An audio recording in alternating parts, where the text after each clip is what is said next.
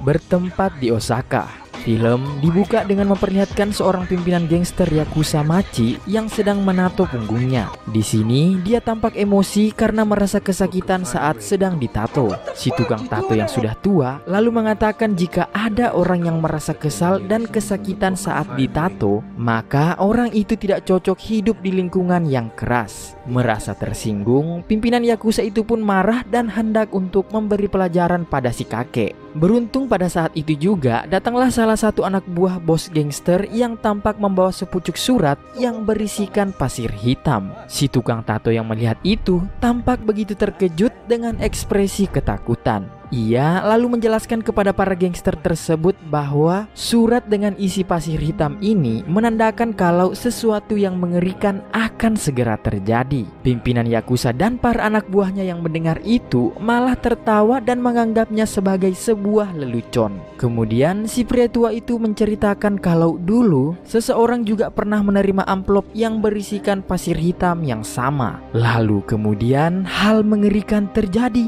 di mana sosok entah apa tiba-tiba muncul dari balik bayangan dan langsung melakukan pembantaian. Tak hanya itu, si kakek tua kemudian menunjukkan bukti dari peristiwa tersebut dengan bekas luka di dada bagian kirinya. Pria tua itu mengaku beruntung karena jantungnya tidak seperti orang kebanyakan dan terletak di dada sebelah kanan. Di tengah dadanya terdapat tato ninja sebagai pengingat dirinya akan kejadian mengerikan tersebut. Bukannya percaya, para Yakuza pun tertawa mendengar cerita tentang para ninja di era modern seperti saat ini. Lalu tiba-tiba suasana pun seketika berubah di mana mereka semua tampak kaget dan mulai ketakutan. Semua lampu seketika padam dan terdengar suara pedang mengayun di mana-mana tanpa melihat sosok yang mereka hadapi. Satu persatu para anggota geng Yakuza itu tumbang, yang membuat si pimpinan Yakuza dan anggotanya merasa panik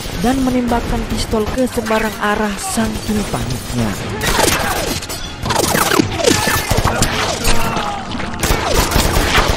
Saat semua anggotanya telah mati, saking ketakutannya, dia mengatakan akan membayar berapapun kepada ninja yang dihadapi, asalkan tidak membunuhnya. Si pria tua lalu mengatakan kalau hanya sia-sia bernegosiasi dengan makhluk ini, karena mereka bukanlah manusia, melainkan iblis yang dikirim langsung dari neraka.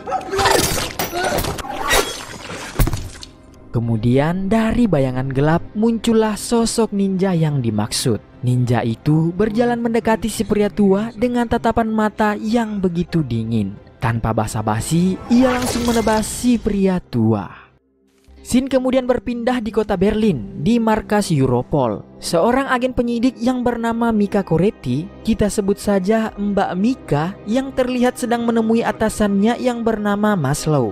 Dia terlihat memberikan hasil penyelidikannya tentang pembunuhan misterius yang terjadi akhir-akhir ini. Dimulai dari insiden terbunuhnya Ratu Korea di tahun 1800-an oleh anggota klan ninja Ozuno. Mika menyelidiki transkrip persidangan terdakwa yang bernama Konitomo Sugiyaki, di mana jaksa menanyakan soal pembayaran 45,3 kg emas kepada klan Ozuno, yang setelah persidangan itu tidak pernah dibahas lagi hingga saat ini. Diperkirakan jumlah tersebut sama dengan rumor yang beredar, di mana ada kelompok Yakuza membayarkan sebanyak 45,3 kg emas kepada klan Ozuno yang berujung pada pembantaian terhadap gangster Yakuza Mochi yang berlokasi di Osaka sebelumnya. Mika menduga klan ini berusia ribuan tahun dan tidak pernah berubah dalam menghargai nyawa perburuannya. Kemudian Mika yang penasaran terus menelusuri lebih dalam lagi dan menemukan keterkaitan atas insiden tewasnya Perdana Menteri Rusia Zhukov dengan klan Ozuno, yang dimana sehari sebelum pembunuhan terjadi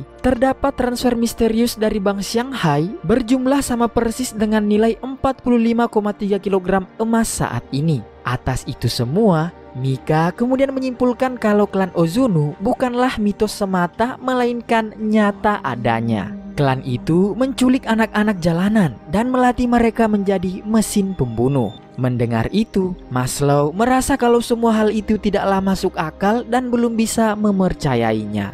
Scene berpindah di sebuah lokasi penyewaan mesin laundry. Terlihat seorang pria yang sedang mencuci pakaian, di mana di sampingnya ada seorang wanita yang mencoba untuk meminta bantuan kepada si pria itu. Saat pria itu mendekatinya, dia kemudian bertanya, "Kamu dari klan mana? Sedang apa kamu di Berlin?"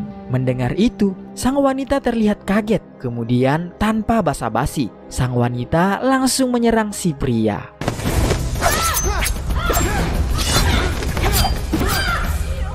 Si pemilik laundry yang penasaran akan kegaduhan dari luar segera pergi memeriksa keadaan di sana. Dan yang ia dapati hanya ada mesin laundry yang berputar dengan potongan tubuh manusia di dalamnya yang mengeluarkan darah dari sana. Kembali ke Mika, bersama dengan Maslow, mereka terlihat sedang makan siang di pinggir jalan. Maslow mengatakan kalau dia telah menyelidiki lebih lanjut temuan Mika atas tewasnya Perdana Menteri Rusia beberapa tahun lalu. Dengan informasi jaringan KGB Rusia miliknya, dia menemukan sebuah laporan milik agen KG berpangkat tinggi yang bernama Alexei Sabatin, di mana isi dari laporan itu membahas tentang kemungkinan beberapa pembunuhan politik yang dilakukan oleh jaringan kuno yang canggih yang dikenal dengan sebutan 9 klan. Mika kemudian bertanya bagaimana nasib dari Alexei Sabatin. Maslow mengatakan kalau agen itu diusir dari dinas dengan alasan gangguan mental. Mika pun akhirnya lega sebab Maslow sepertinya telah mempercayai hasil penelitiannya. Berpindah ke pria yang tadi terlihat di tempat laundry shop, diketahui pria ini bernama Raiso, yang tidak lain adalah tokoh utama kita di film kali ini sob. Di sini Raiso terlihat memasuki apartemen miliknya, yang dimana di dalam apartemennya itu terdapat berbagai jenis persenjataan ninja. Jadi si Raiso ini merupakan salah seorang ninja yang kini telah keluar dari klannya dengan alasan tertentu. Di dalam apartemennya, Raiso teringat dengan masa lalunya. Waktu itu saat pimpinan klan Ozunu yang bernama Lord Ozunu terlihat memperkenalkan dirinya saat masih kecil di hadapan anak-anak murid klan Ozunu lainnya. Di sana Lord Ozunu menyuruh para murid untuk menguasai tubuh mereka. Baik itu rasa sakit, lapar, haus, termasuk anggota tubuh, darah dan kulit adalah hal yang harus mereka kuasai. Sebagai contoh, Ozunu kemudian menyayat telapak tangannya dengan sebilah pisau. Lalu kemudian dia menggenggam tangannya dan mengucapkan beberapa mantra ninja. Dan saat dibuka, luka sayatan di telapak tangannya langsung sembuh. Ozunu lalu mengatakan kalau itulah salah satu kekuatan dari klan Ozunu dan jalan ninja mereka. Siang harinya, Raiso terlihat telah melumpuhkan temannya di dalam sebuah pertarungan. Lord Ozunu kemudian mengatakan kalau hidup adalah sebuah pertempuran. Raiso yang tadinya merupakan anak jalanan polos yang dibuang oleh kedua orang tuanya, kini dia harus berjuang bertahan hidup dan menjadi lebih kuat hingga akhirnya bisa menang. Karena dalam pertempuran saat melawan musuh harus tanpa ada keraguan atau belas kasihan. Untuk bertahan hidup, ia harus belajar tidak memiliki rasa takut sedikit pun. Kembali ke Raiso dewasa, tampak ia selalu berlatih menguasai kekuatan tubuhnya. Dan seketika kita dibawa lagi ke memori masa lalunya, di mana Raiso kecil saat itu dilatih untuk berjalan di atas lantai khusus agar supaya bisa berjalan tanpa mengeluarkan suara sedikit pun. Tanpa sengaja saat lantai itu mengeluarkan suara, Lord Ozunu kemudian memukul kaki Raiso kecil hingga berdarah-darah.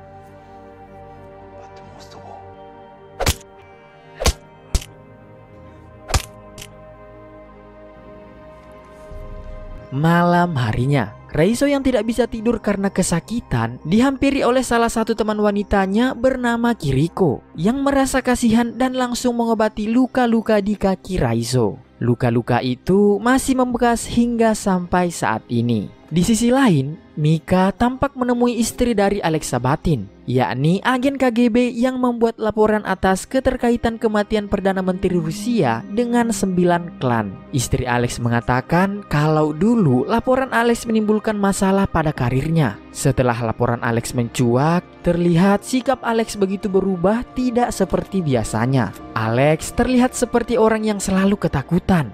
Saking ketakutannya, dia berinisiatif memasang kunci di setiap celah rumahnya, bahkan memasang kamera dan sensor gerak di segala tempat, serta juga memasang lampu-lampu di mana-mana agar tidak ada bayangan, kata Alex. Suatu hari, ada seorang pria datang ke rumah Alex. Mereka berbincang sesaat lalu pergi. Istri Alex mengatakan kalau suaminya dulunya merupakan seorang prajurit anggota intelijen Rusia. Alex bukanlah tipikal pria yang mudah takut. Namun hari itu, saat dia menemui suaminya, terlihat raut ketakutan yang sangat jelas terpancar dari matanya. Kemudian entah kenapa Alex tiba-tiba berdiri dan mengatakan kalau dirinya sangat mencintai istrinya. Istri Alex mengatakan bahwa suaminya telah lama meninggal. Namun sebelum ia meninggal, terjadi insiden mati lampu. Dan istri Alex memilih untuk tidak melanjutkan ceritanya lagi. Sang istri kemudian memberikan berkas penelitian yang dulu ditinggalkan oleh suaminya kepada Mika dengan tujuan agar dapat membantunya dalam penyelidikan. Di sana terdapat berbagai macam bukti kalau para ninja itu nyata. Lalu terdapat kaset rekaman CCTV dan saat diputar, Mika melihat wajah Raiso di dalamnya. Berpindah ke apartemen Raiso, dia terlihat sedang berlatih menggunakan pedang dan kusarigama. Dalam latihannya sangat jelas tampak amarah dalam diri Raiso. Raiso kemudian teringat dengan masa lalunya kembali saat dia menginjak remaja sebagai murid Ozuno. Raiso bertarung dengan teman sebayanya. Awalnya Raiso bisa mengendalikan pertarungan. Namun sayang, lawannya menggunakan cara licik yang pada akhirnya membuat Raiso berhasil dikalahkan. Lalu Lord Ozuno mendekati Raiso dan kemudian mengatakan bahwa apa yang dia rasakan saat itu bukanlah rasa sakit yang sebenarnya. Ozuno lalu memberikan sebuah pukulan ke arah perut Raiso, kemudian menekannya hingga ke dalam dan mengatakan kalau inilah rasa sakit yang sesungguhnya. Akibat dari itu, Raiso terlihat berteriak begitu kesakitan. Ozuno kemudian menyuruh Raiso untuk belajar bertahan dan mengendalikan rasa sakit tersebut. Hingga sampai larut malam, rasa sakit yang dialami oleh Raiso belum juga hilang. Pagi harinya, saat Ozuno ke tempat latihan, ia mendapati Raiso yang telah berhasil menguasai rasa sakitnya. Berpindah ke tempat Mika. Di kantornya, Mika tampak ditemui oleh seorang agen bernama Sapsransky. Kita sebut saja Sarkodes. Dia menanyakan apakah agen Maslow bertingkah aneh belakangan ini. Sarkodes mengatakan kalau beban kerja yang berat bisa membawa stres dan kelelahan mental. Setelah itu, Mika kemudian menemui Maslow yang ternyata juga baru saja ditemui oleh Bung Sarkodes dan menanyakan hal yang sama pula dengan Mika. Mika mengatakan kalau ada pihak yang sedang mengawasi mereka saat ini dan tidak ingin mereka melanjutkan penyelidikan tentang kasus 9 klan tersebut. Maslow pun menambahkan kalau kasus ini bukanlah kasus sembarangan karena begitu banyak orang-orang penting dunia terlibat di dalamnya, yang pada intinya klan-klan pembunuh itu dilindungi oleh oknum-oknum penguasa. Oleh karena itu, Maslow kemudian menyuruh Mika untuk lebih berhati-hati.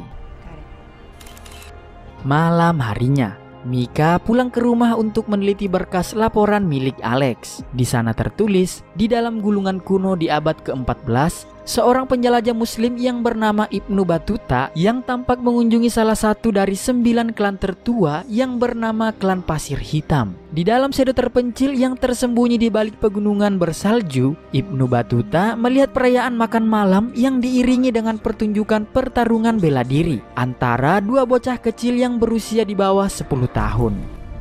Scene berpindah ke tempat Raiso. Saat di perjalanan, Raiso teringat akan masa lalunya bersama Kiriko. Pada waktu itu, Kiriko terlihat memotong sebuah tali tanaman bonsai. Raiso yang melihatnya mencoba untuk mendekati Kiriko dan mengatakan kalau hal itu bisa membuatnya dihukum karena tindakannya. Kiriko mengatakan kalau jantung pohon akan tahu kemana mereka akan tumbuh. Raiso pun menjawab jika pohon itu tidak punya jantung. Sedangkan menurut Kiriko, semua makhluk hidup mempunyai jantung.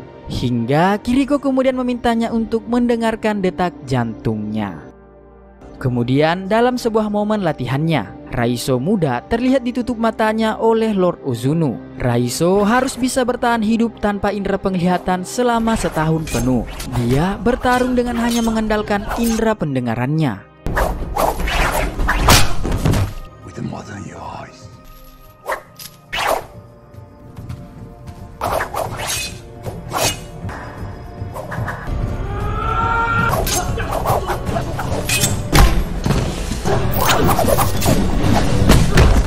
Dengan itu, ia pun berhasil mengalahkan lawan tandingnya. Malam harinya saat sedang beristirahat, dengan kemampuan indera pendengarannya, Raizo dan Kiriko mampu saling mendengarkan detak jantung mereka yang saling seirama. Di lain hari, Kiriko terlihat mampu mengalahkan lawannya di dalam sebuah pertarungan. Kemudian, Lord Ozuno memerintahkan Kiriko untuk menyayat lawannya menggunakan sebuah pisau. Namun, karena Kiriko merasa kasihan pada lawannya itu, ia pun menolaknya. Atas itu, Ozuno kemudian melukai pipi Kiriko dan memberikannya sebuah hukuman.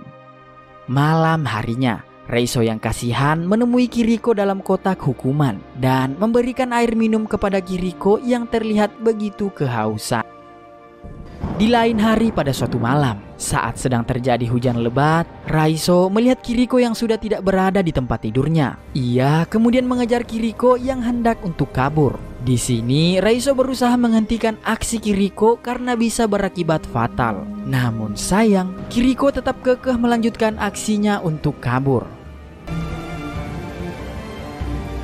Berpindah ke Raizo dewasa, dia terlihat berjalan membawa foto Mika dengan tulisan alamat di belakangnya. Sementara di tempat Mika, Maslow memperingatkannya akan bahaya yang sedang mengintai mereka. Karena Maslow merasa tidak pernah dicurigai seperti sekarang selama masa karirnya. Dia diperiksa oleh Provos Pertahanan Dalam Negeri dan lain-lain juga berdatangan. Maslow kemudian menyuruh Mika untuk cuti dan membekalinya dengan sebuah pistol. Sesampainya di rumah, ternyata di lingkungan rumah Mika tengah terjadi pemadaman listrik.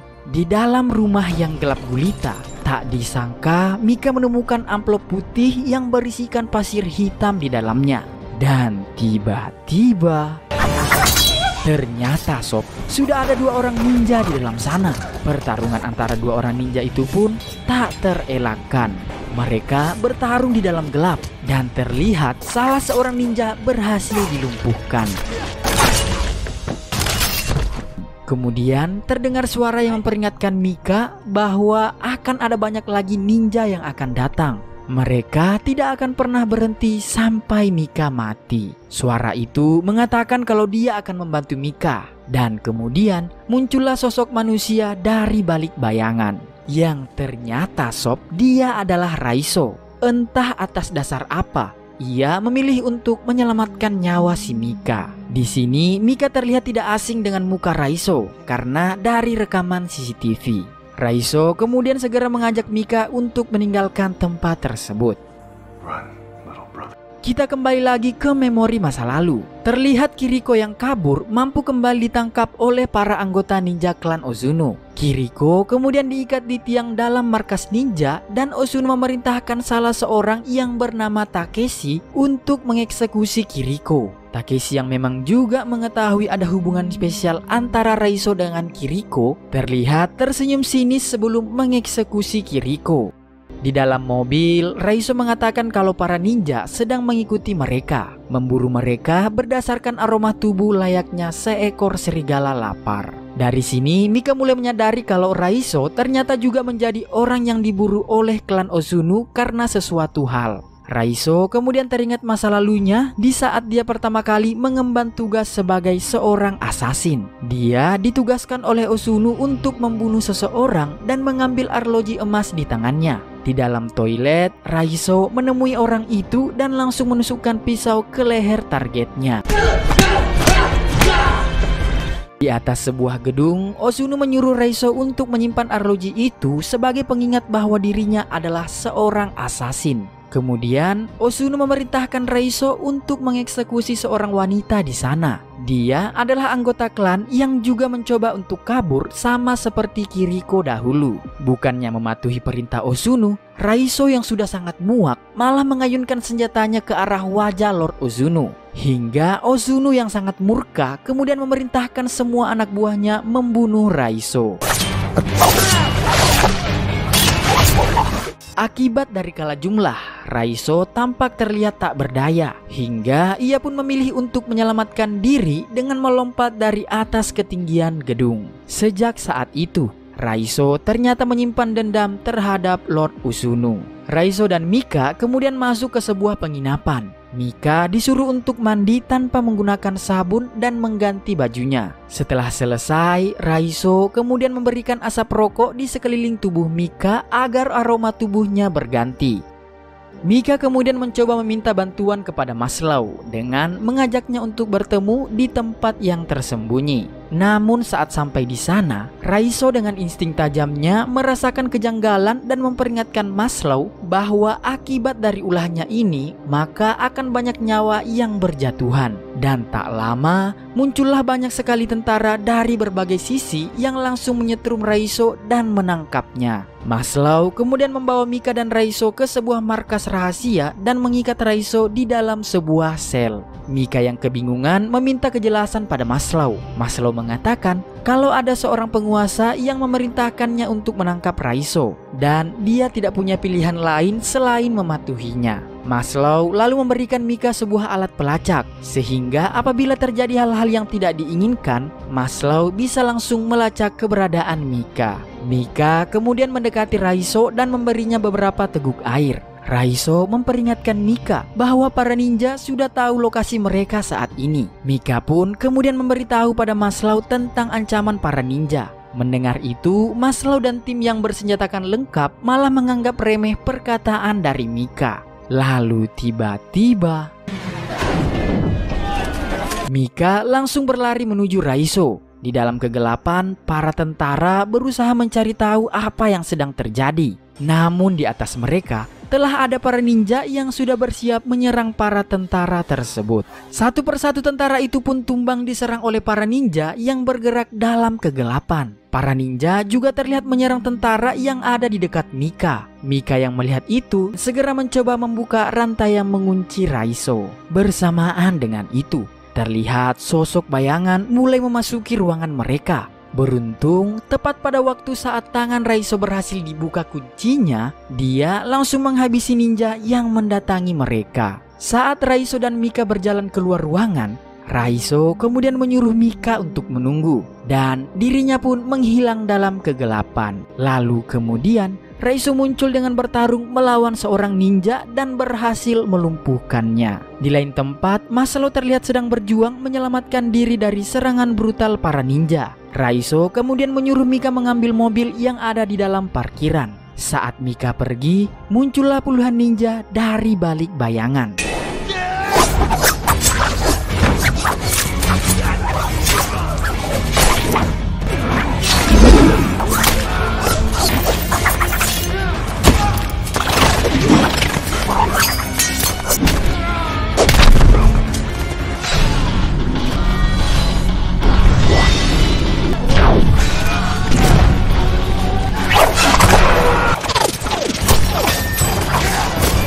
Merasa semakin tertekan, Raizo pun memilih untuk melompat keluar gedung agar menghindari serangan para ninja. Di tempat lain, Mika yang sudah berada di dalam mobilnya mendengarkan suara-suara aneh dan tiba-tiba mendapatkan serangan pisau ninja yang menembus kaca mobilnya. Dengan panik, dia pun menginjak pedal gas dan pergi dari sana.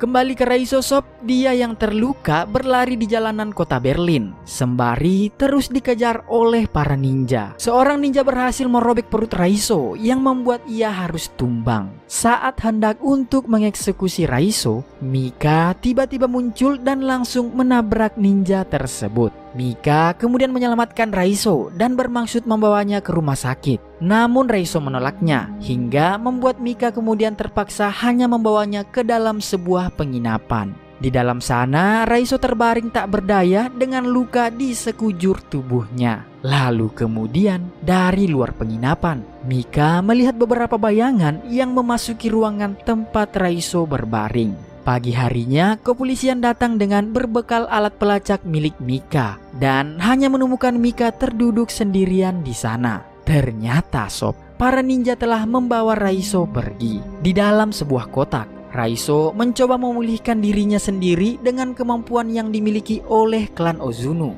Luka-luka itu secara perlahan-lahan tertutup satu persatu dengan sendirinya. Dan sampailah Raizo di markas klan Ozuno. Dia dibawa ke hadapan Lord Ozuno, pemimpin klan. Ozuno berkata bahwa awalnya dia mempersiapkan Raizo sejak kecil untuk menjadi penggantinya sebagai pemimpin klan. Namun sekarang akibat ulah dari Raizo, Lord Ozuno berniat mengeksekusinya karena telah mempermalukan nama baik klannya sendiri. Malam harinya, Raizo terlihat diikat di sebuah tiang dan bersiap untuk dieksekusi. Namun sebelum itu, Ozuno terlihat kembali menekan perut Raizo untuk menyiksanya hingga membuatnya sampai muntah darah dan mengeluarkan sebuah alat pelacak dari dalam tubuhnya. Bersamaan dengan itu, muncullah para pasukan tentara yang dipimpin oleh Maslow dan Mika yang ingin menyelamatkan Raizo. Mika kemudian segera melepas ikatan Raizo dan terjadilah pertempuran antara pasukan militer melawan para ninja.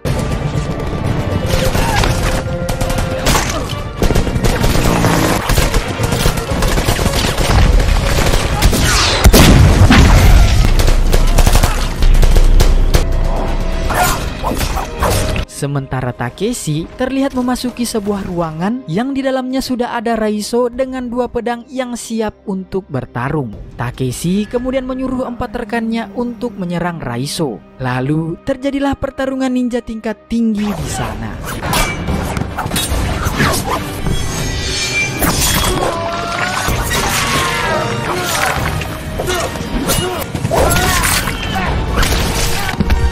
Dengan skillnya, Raizo terlihat sanggup menumbangkan mereka satu persatu. Lalu kemudian giliran Takeshi yang melawan Raizo.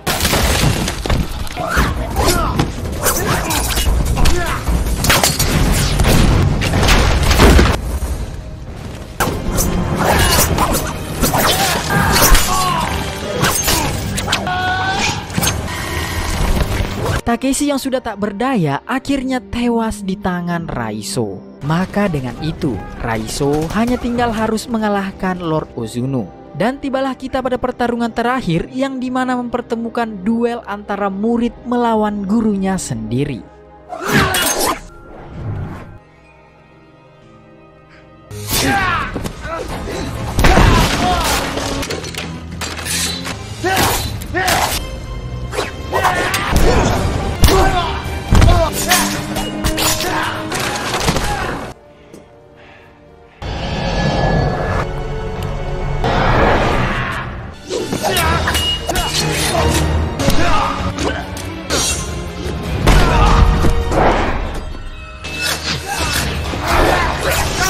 Di saat Ozuno akan mengakhiri Raizo, tiba-tiba Mika menembaknya dari arah belakang. Melihat itu, Raizo segera menyuruh Mika untuk lari, namun sudah terlambat. Ozuno terlihat kembali menghilang di dalam gelap dan muncul di belakang Mika. Dan dengan mudah, Ozuno menusuk Mika tepat di jantungnya. Melihat Mika yang sudah tumbang, kali ini Raizo dengan kecepatan ninjanya, ia juga mampu menghilang di dalam gelap dan menyerang Ozuno secara bertubi-tubi.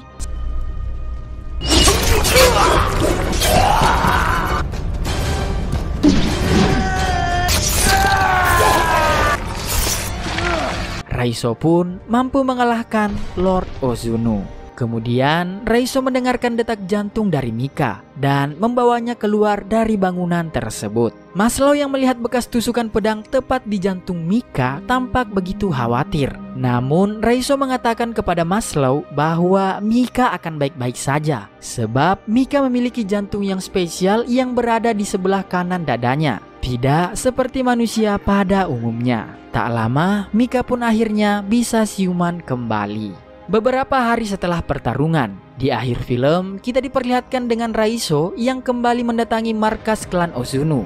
Atas kekalahan klan Ozuno, film pun berakhir.